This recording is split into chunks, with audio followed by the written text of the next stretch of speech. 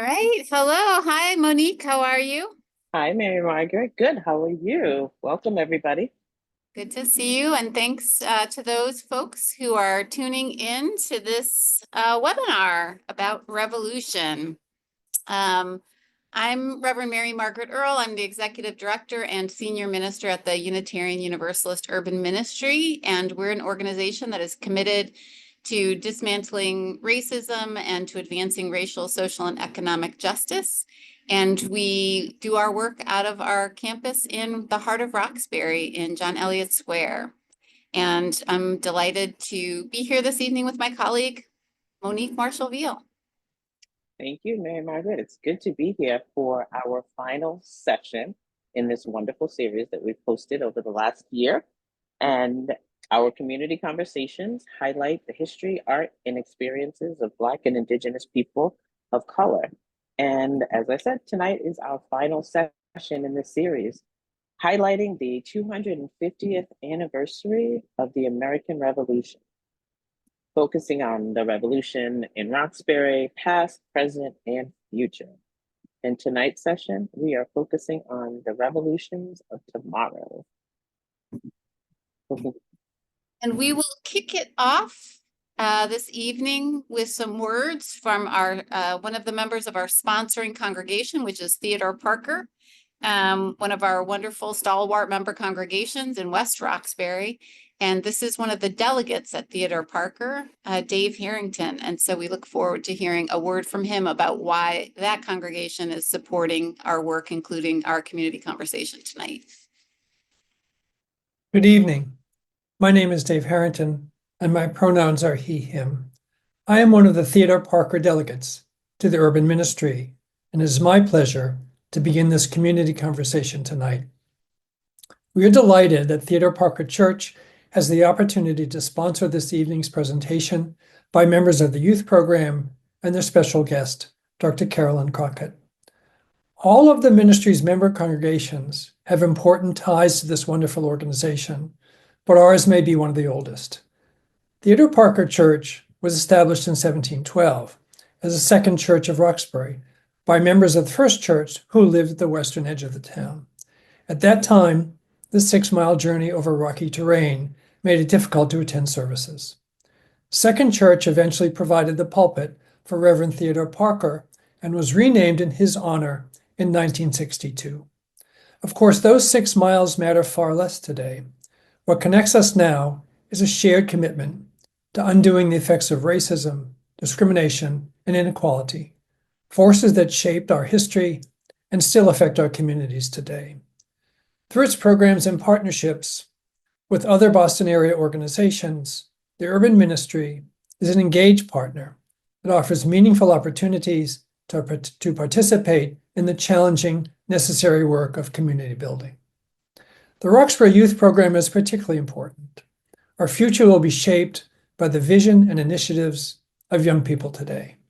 I'm keen to hear their ideas for leading us away from the difficult times we find ourselves in. I will close by thanking Reverend Mary Margaret and her team for the opportunity to sponsor this event. Thank you. Thank you for our good friend Dave and our good friends at Theodore Parker. We so appreciate their support in so many ways. Thank you, Theodore Parker. Yes, thank you. So, as I said, tonight's focus is the revolution of tomorrow. And we have our amazing students from Roxbury Youth Program hosting tonight's community conversation. And they will be interviewing Dr. Karilyn Crockett, who has committed her lifetime to learning history and sharing it with young people. This will be an interview no one wants to miss. So I will turn this over to you, Mary Margaret, to introduce our Roxbury Youth Program manager. So Monique and I, unlike other conversations, we're going to step back tonight and turn it over to the youth program and the young people. And it is my pleasure to introduce my colleague, Reggie Walker, who is the manager of our Roxbury Youth Program. And I think he's going to introduce Dr. Crockett. Reggie. I am. Thank you, Mary Margaret. Sorry, I'm playing both director and introducer. So Yeah, good I- luck. We'll see you on the other side, Reggie. Good luck, young people. Good luck, Laniya, Stephanie, and Nyia. Hand it over. Thank you. All right. So with that, I would like to introduce our three RYP students that are going to be interviewing Dr. Crockett today. To my right, they've been working with me on this for a while to put together this initiative to create these questions to ask Dr. Crockett. So with that being said, I'm going to introduce Dr. Crockett and then we're going to jump right into it. So I want to thank you all first for being here. You could have been anywhere else, but you decided to join us today and support our folks. But we're really here to talk about them and their chance to interview Dr. Karilyn Crockett. So a little bit about Dr. Crockett. Dr. Crockett is a historian, educator, and activist whose work is focused on cities, social justice, and how communities can fight for change. She's the author of People Before Highways, a book about how everyday people in Boston came together to stop a massive highway project that would have destroyed the neighborhoods. This movement didn't just block the highway, it changed the way Boston was built and showed the power of local actors. Beyond her research, Dr. Crockett has worked in city government as Boston's first chief of equity, leading efforts to make the city more fair and just. She also co-founded My Town, a program that empowered Boston high school students to research and share their own community's history through youth-led walking tours, which is something that Stephanie's also helping us do, but more on that. Her work proves that young people's voices matter and that history isn't just something in textbooks, it's something that we can use to shape our future. Tonight, we're going to talk about what revolution is today, how we can be change for communities, and how history can help us build a better world. So please join me in welcoming Dr. Crockett. Hello. All right. It's so great to be here. Thanks everyone for having me. I'm really excited for this important conversation and I'm a big RYP fan, so happy to be in your capable hands. Thank you, Dr. Crockett. I'm going to hand it over to Laniya for the first question. Okay, hi Miss Crockett. So nice to meet Hi, you. Laniya. How are you? I'm doing great. How about you? Good. Tell me something about yourself before you hit me with this question. Tell me what you like to do, where you go to school. Tell me your thing. I want to know all of that from all of you. So let me know what's going on. I go to Dearborn STEM right Okay. now. I just recently changed my career path, so I'm really into like teaching and mentoring kids. So Oh. I'm focusing all my attention on teaching, being a better like a teacher to them, like explaining it, because most kids don't understand it like the way we do. Yeah. Like the concept of math or English. So I'm just really working on that. Yep. So that means you have great patience in addition to being a good teacher. You have both of these things, patience and just ability to explain. That's not easy. Yeah. And Laniya, what grade are you at Dearborn STEM? I'm in 11th grade, so I'm a junior. Okay, big times. Wonderful. Okay. My first question for you is, was it challenging to get to where you are right now? And do you feel any pressure in the work that you do? Any pressure I feel pressure in this moment where I feel like I have really powerful leaders asking me questions. So I feel a little bit nervous. That's true, always do. And when you ask me if I feel any pressure, can you say more about what you mean, Laniya? Because Reggie gave us a brief introduction about like which you did, especially with the highway. Did it feel like pressuring to know like everything like depended on you to like save that neighborhood? Like, Okay. Yeah, that's a great question. This is such an important story that a lot of people don't know. I didn't really know all of it either. So you all know like where Roxbury Crossing Station is on the Orange Line and Ruggles and that whole like Jackson Square strip. Well, that's where the highway was supposed to come through there. And so it was basically in many years before any of us were born. 1966 is when they started to clear land for this highway. And a lot of people who lived in Roxbury and actually not far from the church there, and in the South End didn't think that it would be possible to stop this highway.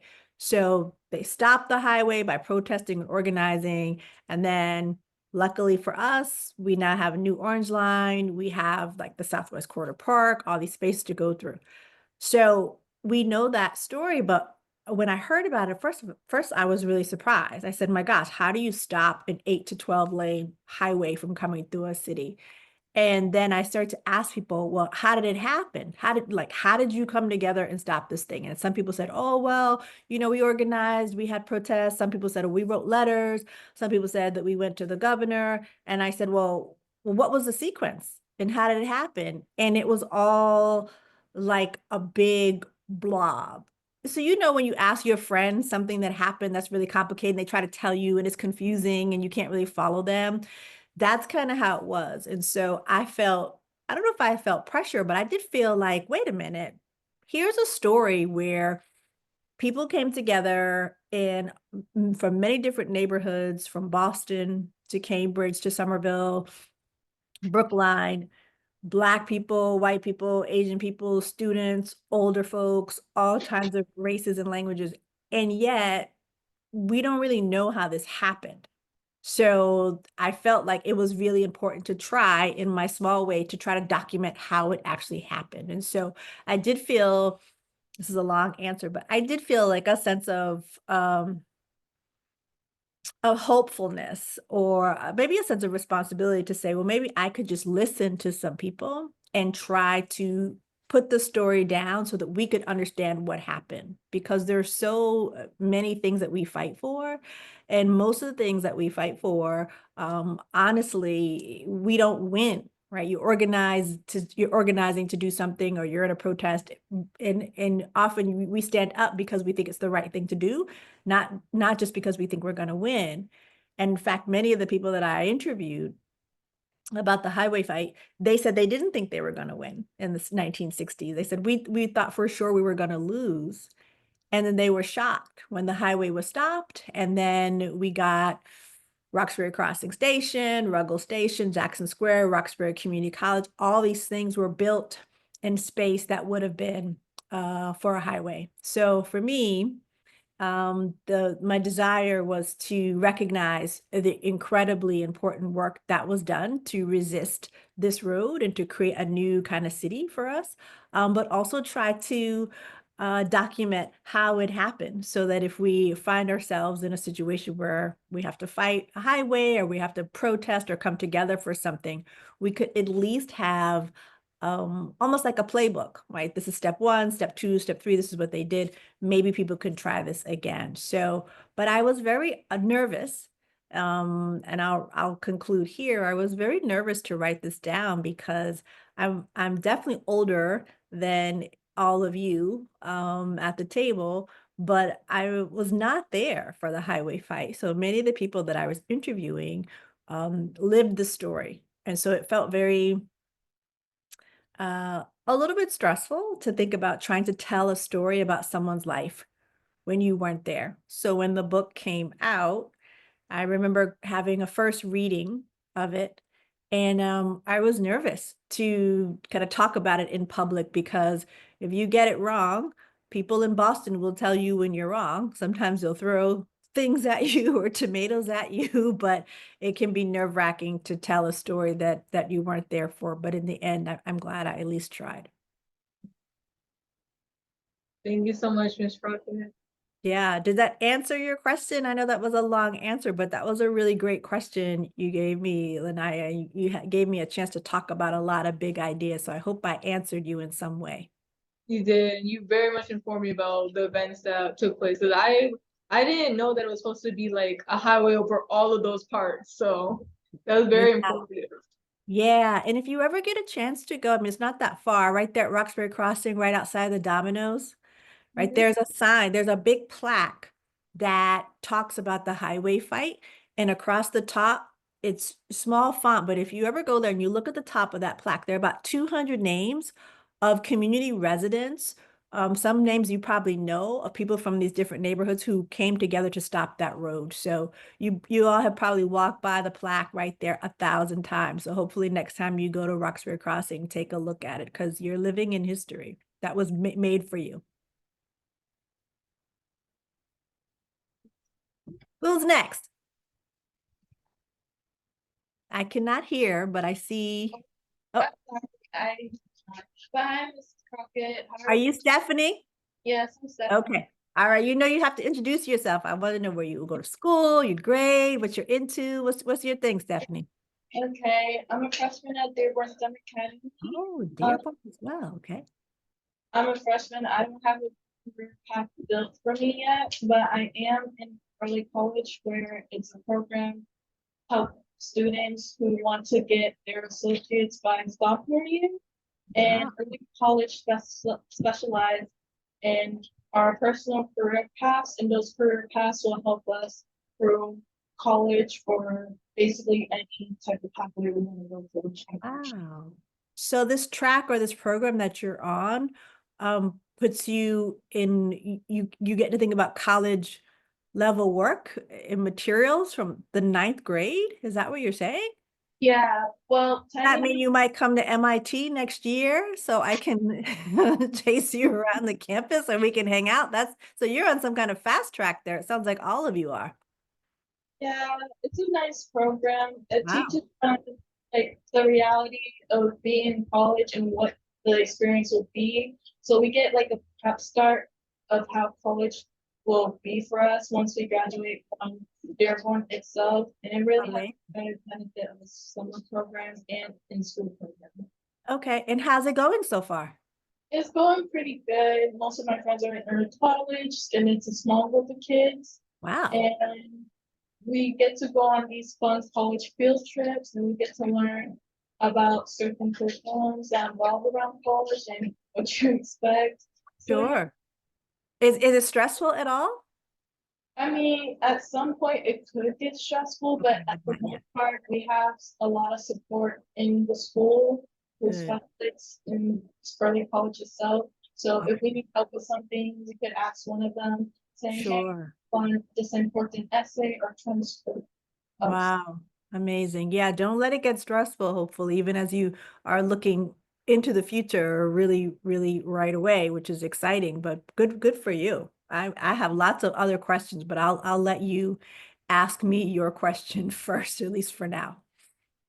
All right, so my question for you is, can you share a story where young people made a real impact in their community?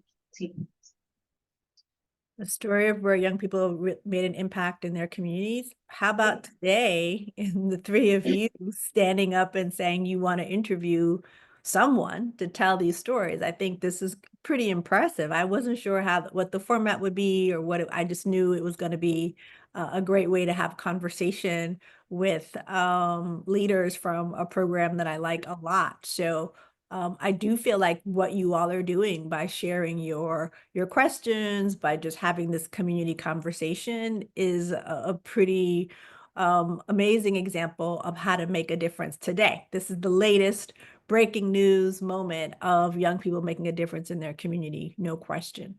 I think I shared this story once before as well, that there's a really important legacy that you all are a part of, because when I was in high school myself, I participated in programs there at the First Church, and it was so important for me as someone growing up in the neighborhood. I grew up in Dorchester, and I just would take the bus down to Nubian Square, but it was Dudley Square then, and then I would walk up to the First Church, and there were a group of us that were tutoring middle school students. And so for me, the students that participated in the program gave me a way to learn more about what other young people were doing. And we tried our best. We didn't have anything as fancy or as professional as what you all are doing at RYP. I've been to some of your programs and I see this panel that you're doing. It's very impressive. But at the time, the middle school students that we were tutoring, they were working on creating different kinds of community service projects. And one of the things we worked on, and I think I talked to y'all about this before, was we used to have these amazing parties there at First Church, and they were just for young people, mostly high school students and sometimes middle school, because we were tutoring middle school kids, and it became a really fun and amazing way for young people to come together in a safe, laid back atmosphere from different schools, different parts of the city. And it wasn't so much about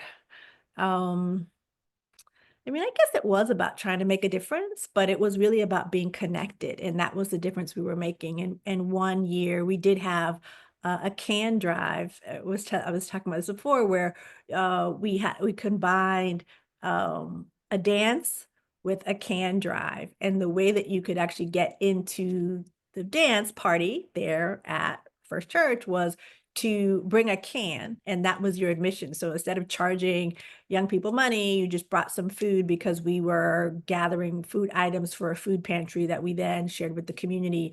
But to me, that was just in the spirit of what we were doing, and I felt so indebted to the Unitarian Universalist Urban Ministry and the First Church for providing a space where young people from around the city could come together and provide for ourselves and the neighborhood. So this is not really a story about one particular young person doing something or bringing social impact as like a hero, but how important it is to have spaces where community can come together and connect and have fun and think about in different ways, like as we were doing through the can drive, how to make a difference for folks, including ourselves and even some of our own families.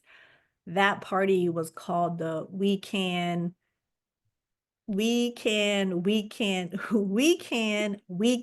Party Can Drive, or some amazingly hilarious, silly name. But again, just to be able to be fun, to have fun, to be young, and to do the things that young people think are important is an incredibly important need, particularly at that time, which was in the mid 80s. That was a long time ago, in the late 80s, where there was a lot of violence around the city, and we were surrounded by that. So it was a time where a lot of young people were just kind of, some of us, including me, were scared to go outside sometimes. And so really important to have the kind of spaces that you have, and to create the kind of programming that you're doing, because I do believe that it's how you help build not only social impact, but the power of young people, which you all manifest so beautifully. So more of a testimony, but really appreciate the fact that we are actually very connected through programming legacies through the First Church and the UUM that matter a whole lot.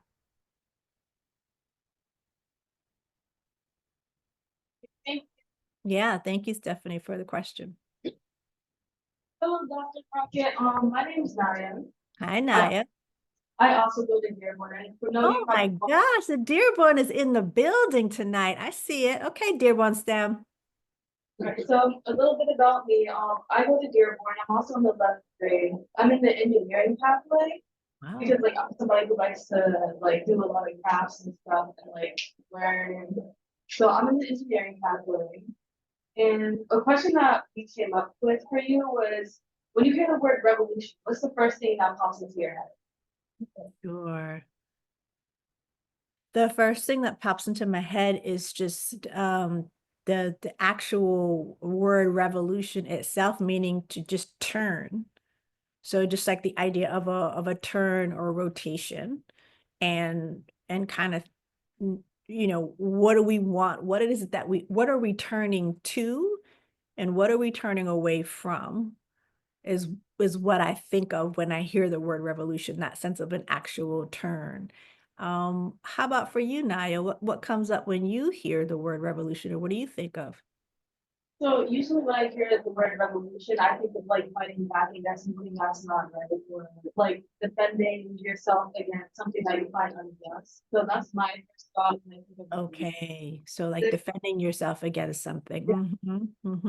And is there something that comes to mind for you that you feel like is worth defending or worth fighting for in your heart of hearts? Is there something that you think about?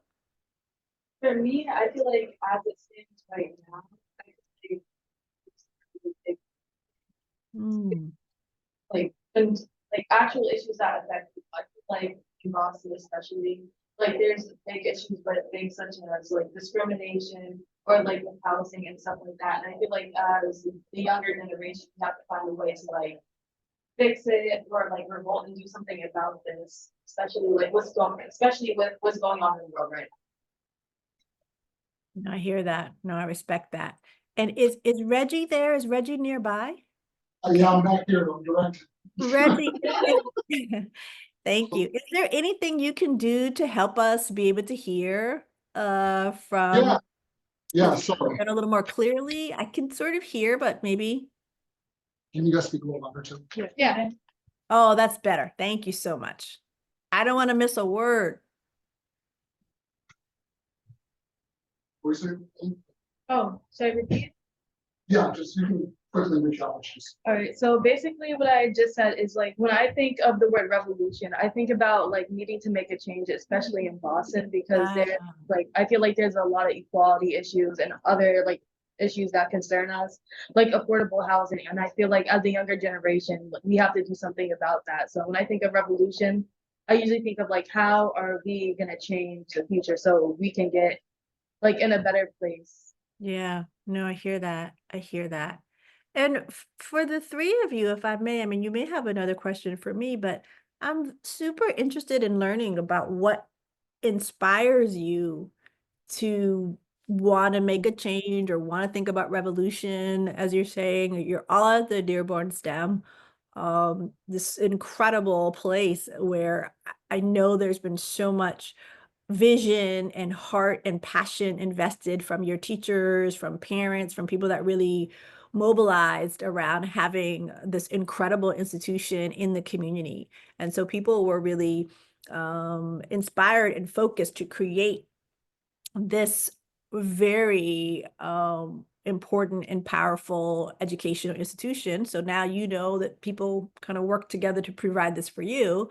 But what is it that gets you all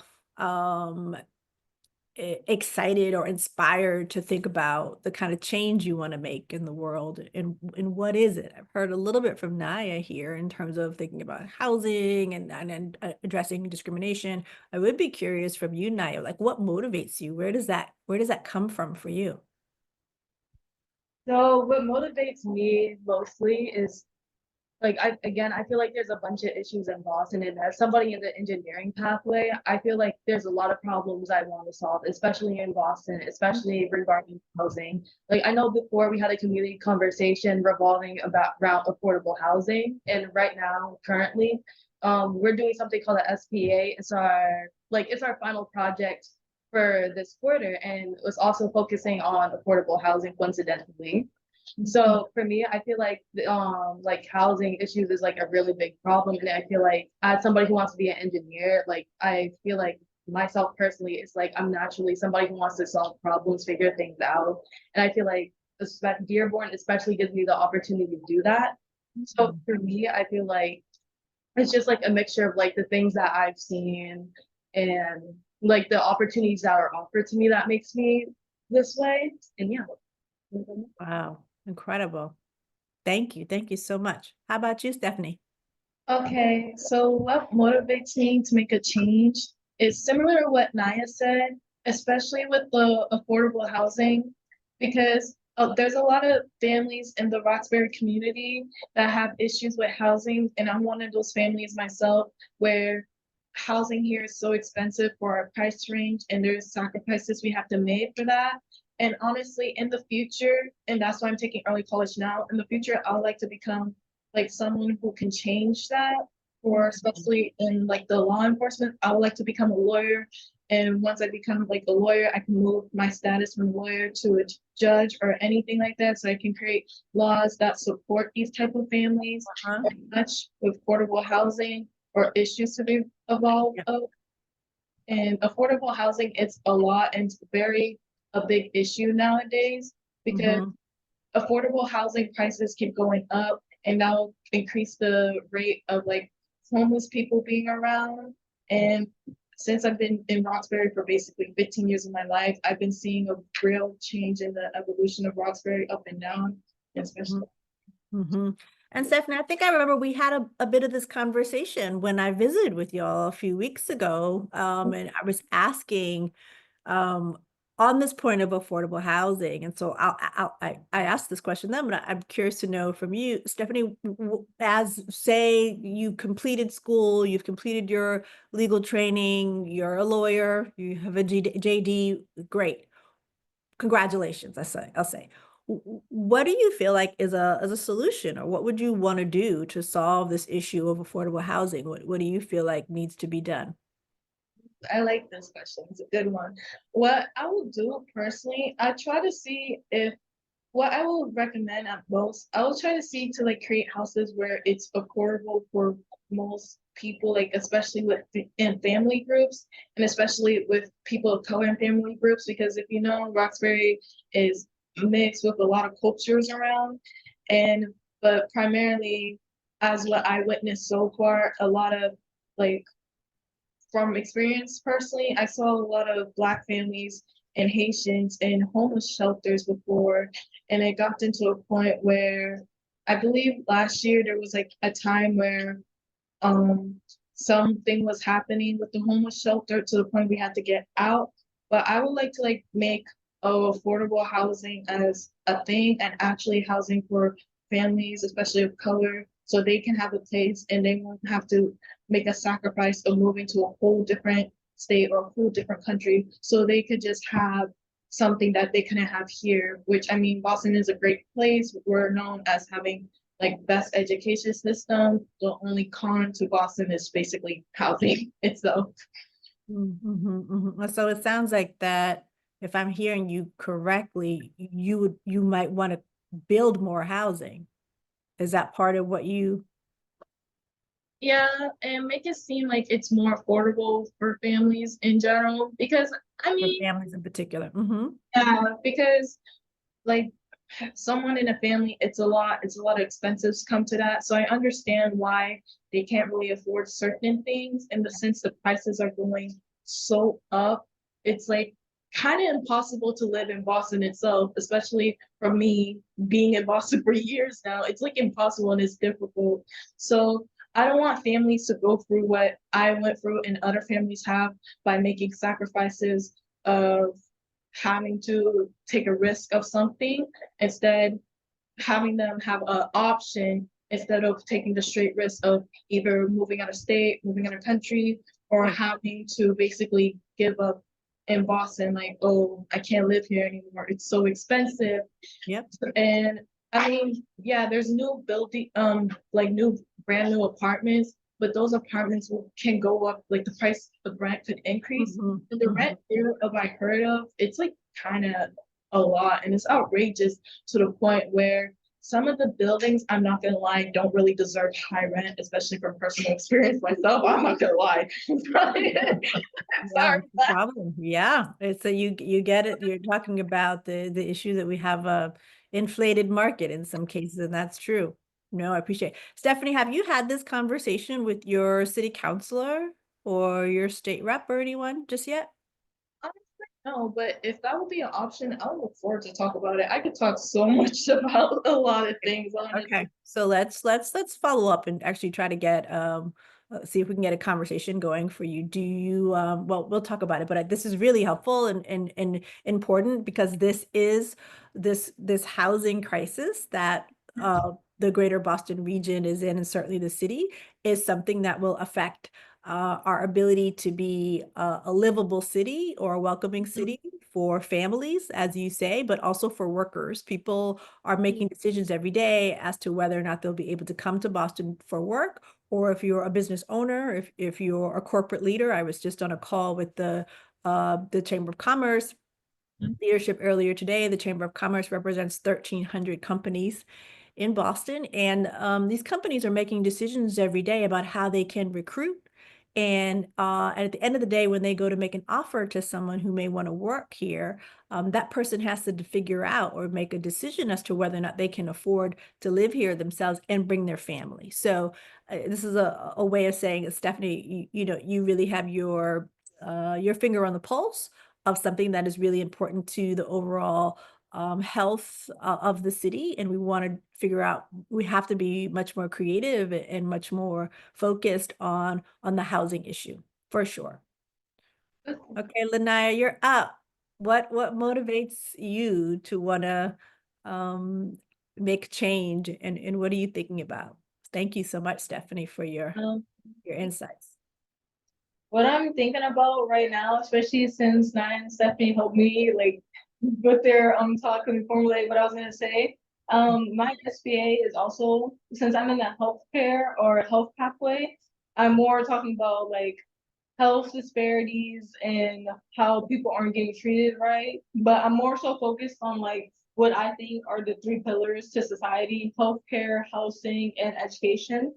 So I would mainly want to make a change in those types, mainly education, because a lot of people, especially people who are getting education and healthcare, they aren't getting treated right, or they're not getting like they're not getting taught how to like actually deal with something or what to say to a person or like empathy or like other emotions, which I think is very huge if somebody's coming into a hospital or the doctor's office talking about something that's wrong with them or something that Right. doesn't make them feel like normal like the other people.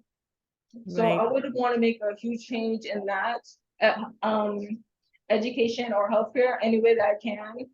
Okay. And it's really just pushing me to like strengthen those types of pillars of our society. Because honestly, over the years, they've been like broken down, Right. especially in healthcare, with how people are being treated now, being turned away, shunned from hospitals, being treated differently because their color of their skin, their insurance, what they look like, the age they are.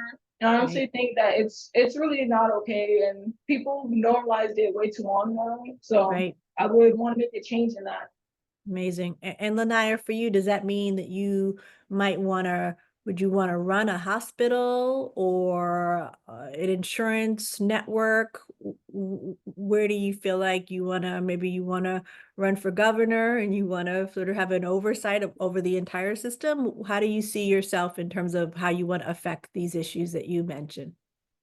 I would probably run like a hospital or yeah, probably a hospital, because I don't know, it's just like nowadays some hospitals, especially like big branches, they've gone like way too like, I don't want to say like too popular, where they don't accept other insurance from other people. Like I would want to make something so everybody can get seen no matter how they can pay. My thing is health overall matters more than the money that they have. And like what they can show for it, because at the end of the day, every life matters. And the fact that somebody's life is in your hands is like huge. No, absolutely. No, I hear it. Thank you so much. And thank all of you for just your willingness to share with me the things that you really care about and the things that you're concerned about. That is what will make you, it could make you sort of sure of what you're doing in your path. Like that brings a certain sense of direction and weight, but also it helps me see the spark of your leadership, because that's, I would use the word a North Star. What each of you talked about begins to be this kind of light that's directing your path, and also making it so that you will be able to make so many contributions, not only as you navigate high school, but certainly in the years after that. So this is probably a moment where I feel the brightest I have felt this week, because there's so much news that's grim in the world right now. But the brightness of your vision and the brightness of your articulations of your North Star is remarkable and very heartening and warming to me, and inspiring. So thank you.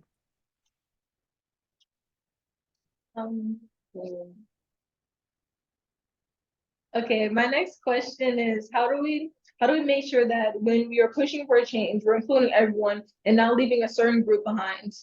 What do you think, Laniya?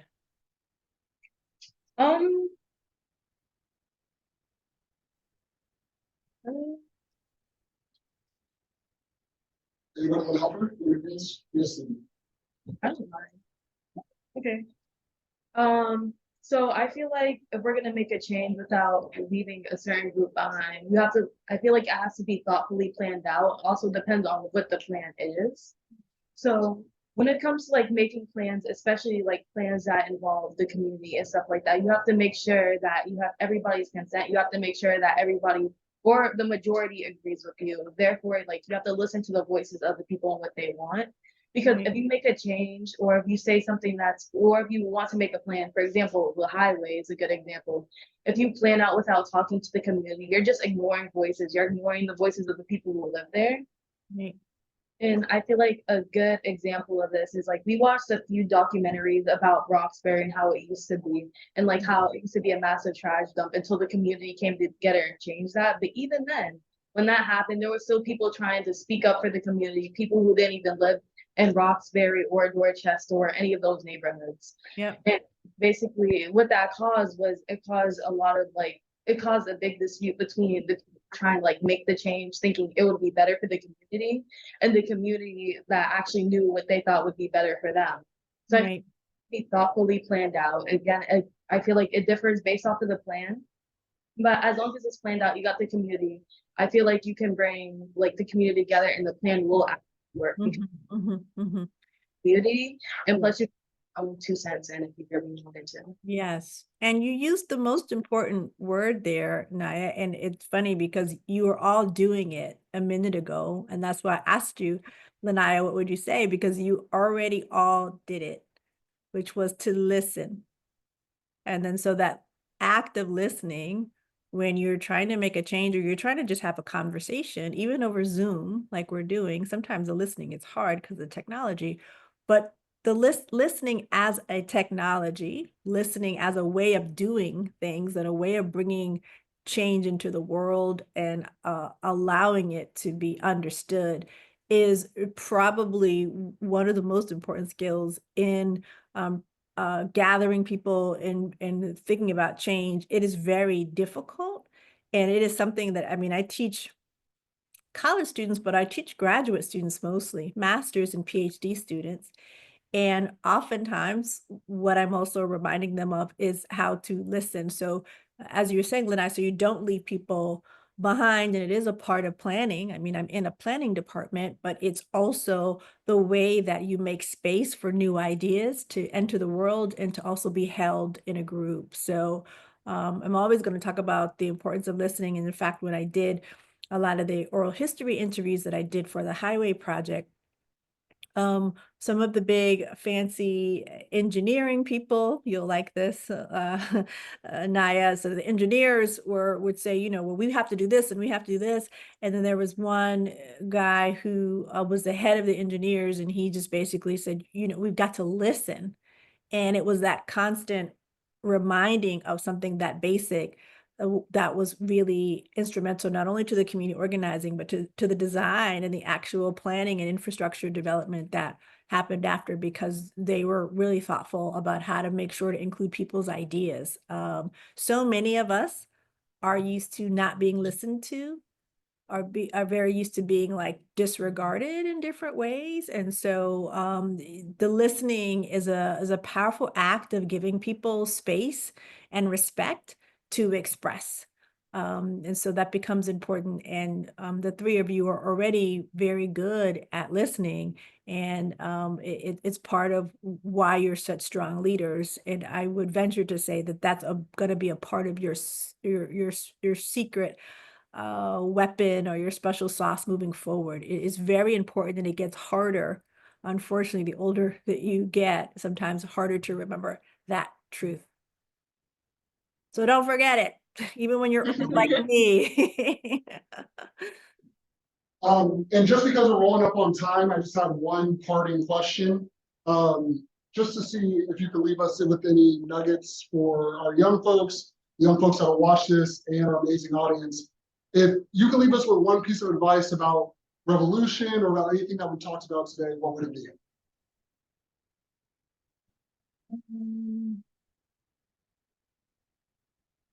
I would say hold on to the things that make you mad. You ever have somebody say something or do something to you that sort of makes you mad or sort of pisses you off or something, right? That thing has value too. And I don't mean sort of the pettiness of a grudge of someone that kind of bumped into you in the hallway, but in the context of social justice and revolution, that thing that upsets you, that has sort of made you mad because of somebody was treated poorly, or you were treated poorly, that energy is important to think about, because sometimes people call it anger or righteous anger. And one of the people that I think of and get inspiration from in the past is William Sloane Coffin, who was a chaplain, basically a reverend at Yale, where I went to college. And he would always say that the anger, let your anger light your steps. And so, sometimes social justice work and revolution based work is certainly focused on peace and bringing people to justice, but there's something about the wrongs that have happened and the anger that can come up that is important to remember, because it is guiding what you might do next. So I guess as a takeaway, I would just say, as you think about the things that make you happy and make you have a sense of joy, the things that have made you angry based on what you've seen or experienced are also important to think about and to share in conversations like this, because often times we share things there. So when I think about some of the ways that people have been treated poorly in the city just by being denied access to housing or being denied access to jobs. When I worked in city government, a lot of the work that was on my desk was around employment, the city of Boston's employment practices. And I would get so angry when I would talk to someone and they would tell me that they had the skills, but they were denied a job or they couldn't find a job. And so as much as I was doing research about employment and particularly jobs that are in the construction area or even service jobs, the anger that I felt a lot about people being denied those jobs is what fueled some of the policy work and some of the regulatory frameworks that I was responsible for. So all of that is a big, long plug for being excited and being happy and also being angry, and letting that and paying attention to those emotions, because they're telling you something about the revolution that you are about to bring or in the midst of bringing. Thank you. Yeah, you're welcome. Any advice for me as someone that's teaching graduate students a bit older? Do you have any advice that you would give to me as someone who's in the classroom and hopefully trying to teach about social change or revolutions? What would you want me to say or teach to my students this coming week? What should I tell them? I would say more so connect on like ideas that bring out like what they're interested in, because especially in my classes we're our own teachers. We teach the other students some stuff that we're interested in and stuff that makes an impact to our lives and other people's lives. So people really like to show what they care about and show like the knowledge that they know based on subjects that they really Great care about. advice. So I really think that if topics to your students really hit home, then you should teach them about it, or you should talk to them about Yeah, it. no, that's great. Who else? Thank you so much, Laniya. That's great. Advice for me. Should I be teaching next week? What do you think, Stephanie? I guess I could say something similar to what Laniya said, like, if you could connect on topics that students could relate to, especially if it involves like with their personal life, and try to educate other students, like not everything, I don't want to like be disrespectful, but like not everything is like a luxury, because they're like, for you to have success, it comes with struggles and you have to personally build up to get that success, especially like with education and school. It could be a lot, but for you to exceed, you need your education and stuff. So yeah. No, great. And last but not least, the engineer. What should I tell the other engineers across the river? What should I tell them? So for me, I personally think like, this is from my point of view. I'm the type of person who likes to put things into perspective. So I feel like if you like take an example and say, hey, like if we didn't do this, this would be the result, or like give them like alternate outcomes, like if the community didn't get together and do this, this would have happened. Like and like make activities like I remember like to put something into perspective for us, our teacher made a game about the stock market and we learned like how that entire thing worked. And I felt like just interaction gets people more engaged. It gets them more like focused and they want to like learn more, especially like when you're doing, especially when on a serious topic, because I feel like sometimes we go like straight into it. And I feel like, yeah, we should tell topics exactly how they are. But I feel like in order to really absorb it, like they need something to like they need something that actually puts into perspective how important it is. And I feel like especially when it comes to the idea of revolution as well. Because like we have many good examples of like revolution and like imagine if it didn't happen. For example, the American Revolution, like even things like that aren't technically revolutions but could be considered like the civil rights movement, things like that. So I feel like in order to like really get people focused and engaged, like you should find a way to like give them a like if this didn't happen versus this did happen. Mhm, mhm. Thank you so much. It's so great. I took lots of notes right here. I promise you, I'm not just asking you this because it seems like something nice to do. I'm actually taking real comments and your recommendations to heart because this is how uh, good community work happens, good education happens by being coached by the pros. I would say you all are in the classroom every day in ways that I'm not. So I appreciate your advice and support. Reggie, I have a question for you. Yeah, sure. Have Laniya, Stephanie, and Nyia been nominated as Dream Leaders? These were the ones that I actually had in mind. I believe I asked a couple of them, they were available this weekend, but So you all are not available on this Saturday at 11 o'clock? Is that the case? Because I feel like I I talked to those guys yesterday? No. Oh, wow. nominate you right now. So I am nominating the three of you as MIT 2025 Dream Leaders. And essentially these are nominations for high school students who demonstrate a commitment to social justice, a commitment to community.